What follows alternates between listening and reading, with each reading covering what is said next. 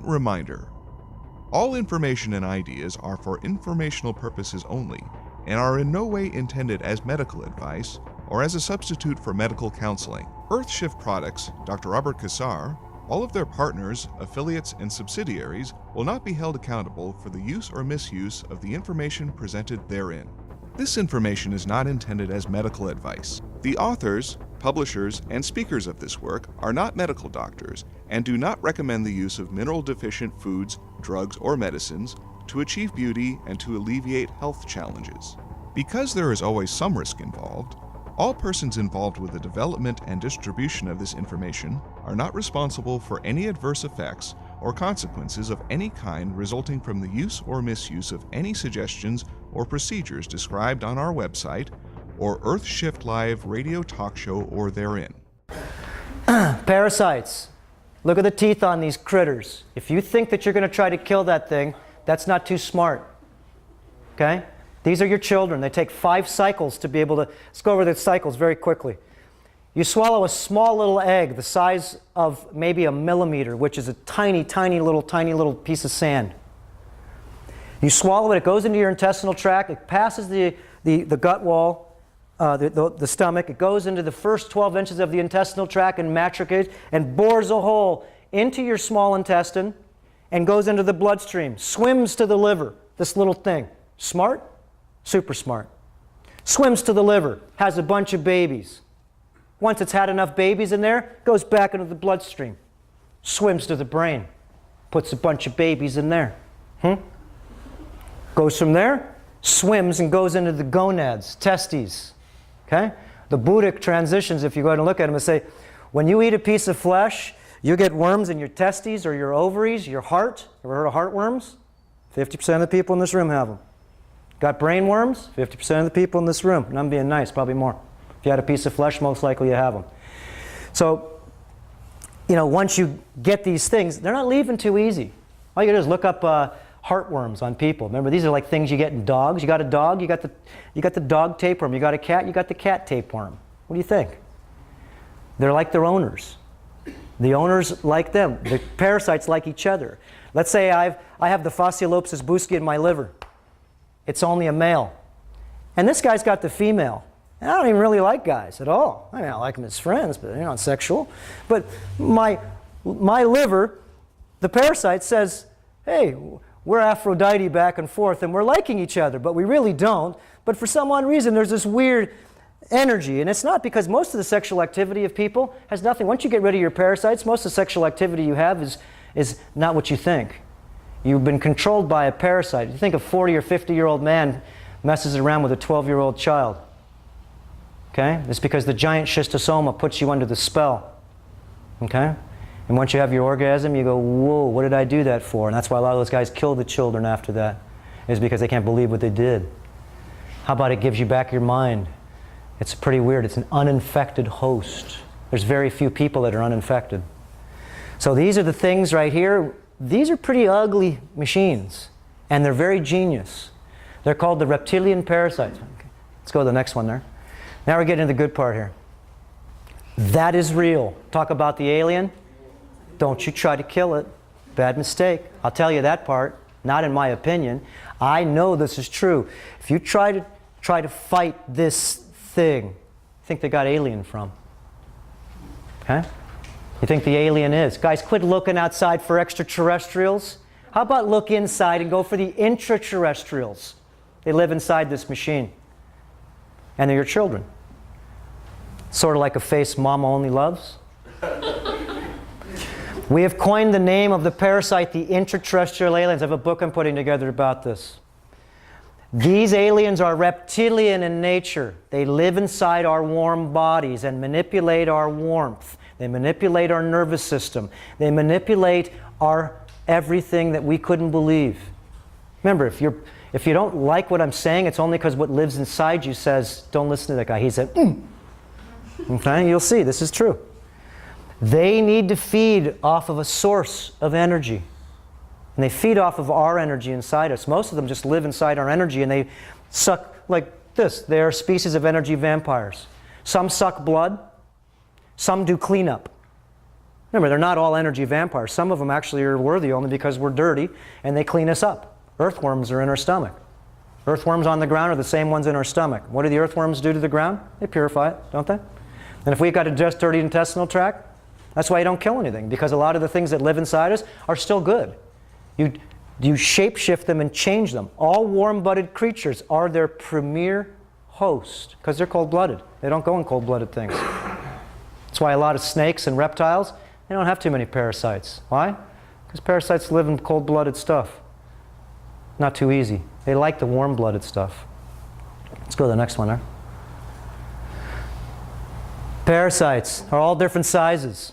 From the micro to micro, like we talked about, to the female roundworm, which is really, really weird. Here's the cat tapeworm. Every cat that you see has a tapeworm of about 15 feet in its stomach. That's about 5 years old. Everyone. I know it's a little impossible.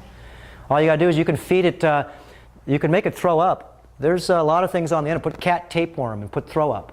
You see these people, they feed them certain types of, you know, you have a horse. Do you worm your horse? Do you worm your dog? How come you don't worm yourself? They're all mammals. Okay? Look at the intestinal hookworm. Check out that thing. It's got spikes inside, and it sucks blood. And not only does it suck blood and take, why do you think this machine takes a million red blood cells a second to stay alive? Every second, it takes a million red blood cells to make, just for this machine to stay alive. Because there's little microbes in there that eat these fresh little red blood cells. So if you get rid of a lot of this stuff, you can see regeneration is really different when you don't have all these pests. We grow plants, and I know Glenn's been playing around. Why does the lodestone, why does it make the plants grow better? Because the parasites don't like the energy. It pushes them away. Okay? I mean, in my house, I have palm trees that are like 70, 80 feet tall, growing in water. And I use energy to make them grow. And they don't actually grow any better or worse. They only grow because the parasites aren't kicking their rear end all the time, eating them and causing them the distortion all the time. They can actually grow like they're supposed to, instead of actually fight off these guys going, get away from me. Let's go to the next one there. You can see, here's nematodes. I kicked out about 60 out of me, shaped like an S, with a little pointy nose on this side and a pointy nose on this side, shaped like a weird S. I bagged them all for people. Did I ever show you mine in my bags before? I didn't know you before then. Check out this stuff that comes out of people. Long serpent. You had them in the freezer, right? Oh, I had them in the freezer then, okay. Yeah, I used to show them to people, and I'd put formaldehyde or alcohol and show them, say, guys, and people step back, oh, you're sick. And I said, yeah, so are you. Remember, the stomach, if you have a belly this big, this thing, the body fat, I used to, you know, part of going to medical school is you're doing a lot of looking inside bodies. And so when you cut open the flesh, it's only about, even on a really big person, it's only this thick. That's it. So then you pull that back, and then all the rest of that bloat is the 40 feet of intestinal tract full of creatures. It's usually this big, and that tube's that big full. Remember, John Wayne, they pulled out how many pounds of junk out of his intestinal tract in his autopsy? 40. Try it. Yeah. Okay, let's go to the next one there. Roundworms, the fish tapeworm, the pork tapeworm. Okay? Yo, baby, yo, intestinal plaque creatures. I pooped out pounds of these. Pounds of these. I was doing the killing thing before. You don't kill these things, because if not, then what happens? You will get sick. And the older you are, the more chance you take of these things going, who do you think you are? I own you. You blasphemous. I'm your child. Why would you try to kill me? And what happens is if you try to kill them, they'll turn around and kick your ass and kill you. That's stage 4 cancer. Think of it. What do you think stage 4 cancer is? It's because you cut, burn, and poisoned. You went against nature. Instead of saying, let me push you on to somebody else because you're my child. You went to the doctor, he says, I'm going to cut it, burn it with radiation, and poison you with chemicals. Okay? Instead of terrain modification, instead of oxygenation, instead of deacidification, instead of remineralization, instead of rehydration, let's terrain modify the body and make it smart. This makes sense once you go ahead and look at it. Go to VIP. My mom just went through the suffering death. Okay? Suffering. And I talked to the head oncologist. He's got a belly out to here, okay? And he's the head oncologist. He's the cancer man. And because we have VIP insurance.